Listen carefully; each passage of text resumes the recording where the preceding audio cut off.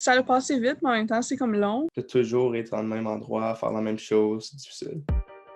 Vie familiale, cercles sociaux, santé mentale, les ados ont eux aussi dû s'adapter aux bouleversements liés au coronavirus. 1 an après le début de l'ère Covid, Radio-Canada a parlé avec plusieurs jeunes pour comprendre comment leurs vies ont été bousculées. Au début, c'était très amusant. Quand que le premier ministre avait annoncé qu'on allait être 3 semaines en ligne, j'étais comme excitée, un petit break de l'école, mais là, finalement, On n'avait pas vraiment une graduation et c'était pas vraiment amusante. pas voir mes amis, c'était comme vraiment dur. Je pouvais seulement les contacter. Je pouvais pas les visiter aussi souvent. Mon cercle a devenu beaucoup plus petit. Ça a été quoi ton plus grand défi? Le plus gros bouleversement, je pense, c'était de ne pas avoir comme la fin de ma 12e année comme je la voulais, là.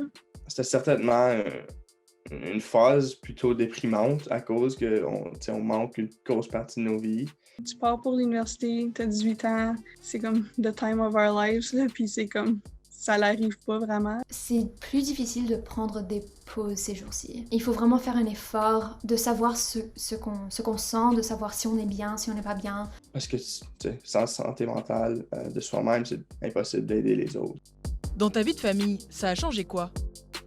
On reconnaît quand on a besoin de nos moments. Comme en dernier, moi et ma sœur, on se tombait un peu ses nerfs. On a appris de donner nos espaces. Mais en fait, je pense que ça nous a plus rapprochés. On a appris à faire de la lasagne à la maison. On fait beaucoup plus de choses entre familles. Ouais, mais c'est pas toujours positif. Des fois, ça peut être un peu ennuyant, comme rester avec toujours les mêmes personnes, pas rencontrer de nouvelles personnes. Et les cours, comment ça se passe? Ma première journée d'école secondaire, j'étais très, très peur. Puis le masque, c'est vraiment ennuyant à porter toute la journée, même dehors. L'université en ligne, c'est comme...